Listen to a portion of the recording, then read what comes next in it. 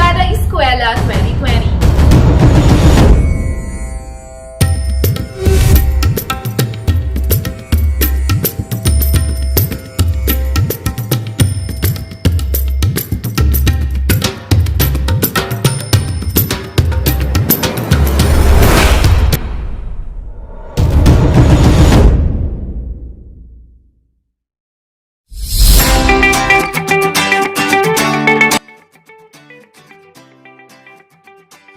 Welcome to the Brigada Eskwela Division of Sarangani winner and the regional awardee.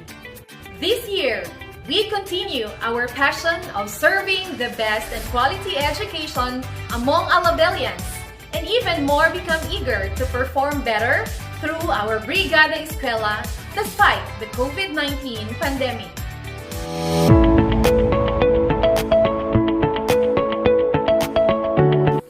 Advocacy and marketing.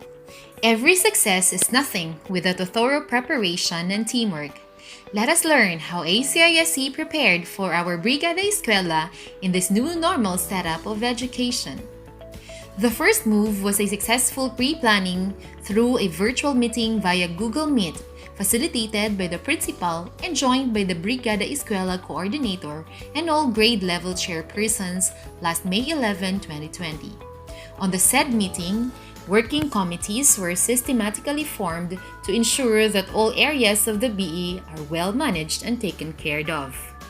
On May 14, another virtual meeting was pushed through the leadership of the school principal with the BE coordinator and participated by the following: all grade level chairpersons, PTA Federated President, SSG and SPG presidents, invited stakeholders, Barangay Council headed by the Education Committee Councilor and the SK Chairman. With all these things settled, the invited stakeholders and the voluntary donors signed the MOA on what they can donate starting May 17 to 21, 2021. With their scheduled visit in the school, they follow the COVID-19 health protocol. On May 24, the Technical Working Group of the BE of ACISC started the promotion of the Brigada Eskwela 2020 by hanging tarpaulins and posters which contain information about the activities. Social media such as Facebook and YouTube were utilized by posting the announcement of the BE. It was then followed by asking church leaders, Purok chairman, and barangay leaders for the promotion and announcement of the activity. On the same day, the resource mobilization of the school strengthens its community linkages and partnership with the local government units, non-governmental organizations, and private personnel in the community via soliciting any kind of help, may it in cash or in kind, to help improve the school vicinities and learners' learning spaces within school ground. Prior to any move done for this year's Brigada Eskwela was the review and checking of the continuity plan. Then, the comprehensive schoolwork plan was formulated as the blueprint of the whole Brigada Eskwela's programs and activities. It was ensured that the plans were aligned from the AIP and SOB. Indeed, careful planning leads to a fruitful end. Criteria 1. Brigada Eskwela Partnerships Engagement Activities. The following are the ACISC major Brigada Eskwela stakeholders: Provincial Government Unit Special Education Fund, LGU Alabel, Barangay Poblacion, Save the Children, Conrado Alcantara Ladislao Foundation, Grolier Philippines, PNP Alabel, BJMP Alabel, United Federation of Filipino American Educators, East-West Rural Bank, Acisc Toda, Women's Association of Alabel, School Governance Council, PTA, and private individuals. Moreover, the school safety, especially on the strict implementation of the COVID-19 health protocols, was secured by our respected persons in uniform, like the PNP, BFP, and AFP, who also extended their handful manual labor in clearing the school ground. Criteria 2. Resources generated relative to the COVID-19 situation. ACISC was blessed enough to have generated the following donations: construction and completion of the covered court and manpower development center, 1 million pesos; Installation and construction of water system, 3.2 million pesos. Construction of reading kiosk worth 245,000 pesos. Construction of hand washing facility was 30,000 pesos. Repair of 2 classrooms for SLRC with bookshelves, 180,000 pesos. 375 reams of bond papers with a total of 86,108.5 pesos. 2 units of risograph machine, 481,000 pesos. Bond papers and ink printers, 18,024 pesos point 35. Bond papers, 5,000 pesos. Print ink, toner, and master roll for riso machines is 154,000 pesos. Books, 40,000 pesos.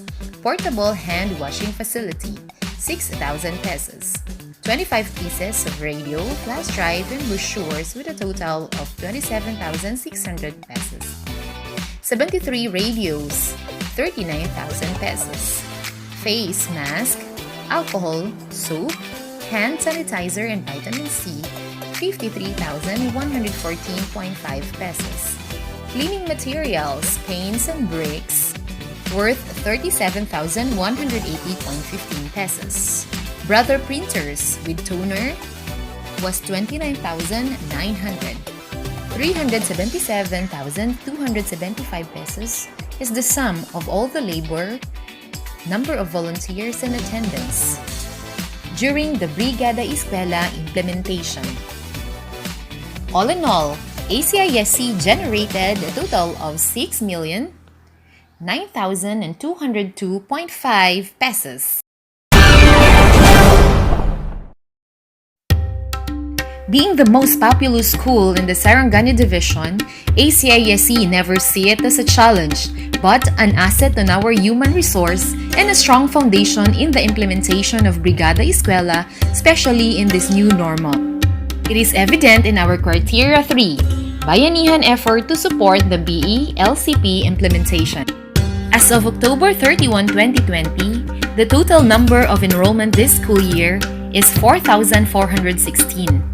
And the school targeted a number of volunteers on at least 76%. But the support of all our stakeholders overflowed. Thus, we exceeded to an average volunteer of 96.72%, which is 4,271 actual number of volunteers. And in great awe to all our dear stakeholders, we are returning the favor through competence and quality education, all for our dear learners.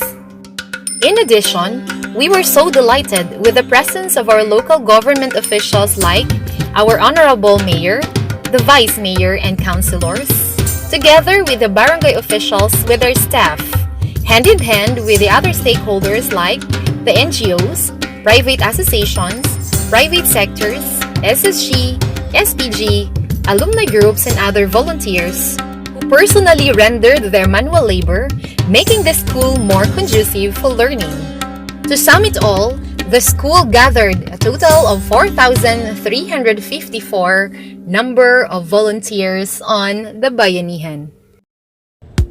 For the past 3 years of being the BA coordinator of the school, I ensure the strong relationship between the school and our dear stakeholders, for they are our backbone in this endeavor. I also strengthened the working committees composed mostly of teachers, making sure that we work hand in hand with fun. After all, the school is our second home we need to nourish and cherish. Brigada Eskwela is one of the best practices of Alabel Central Integrated Studies Center. As a principal, I make sure that amidst the global crisis brought about by the COVID-19 pandemic, serving Alabelians with quality and equitable education never cease to foster. We even become more engaging, proactive, and innovative in the implementation of the new normal education. I believe that Brigada Eskwela is the gauge of the deliverance of quality education. A well-prepared school is competent school, and that is ACISC. During the Brigada Eskwela, resources just overflow despite the academic crisis. And I owe this a lot to our dear parents, teachers, and other stakeholders whose voluntary support made the success of our Brigada Eskwela possible. Brigada Eskwela at its best happens in ACISC.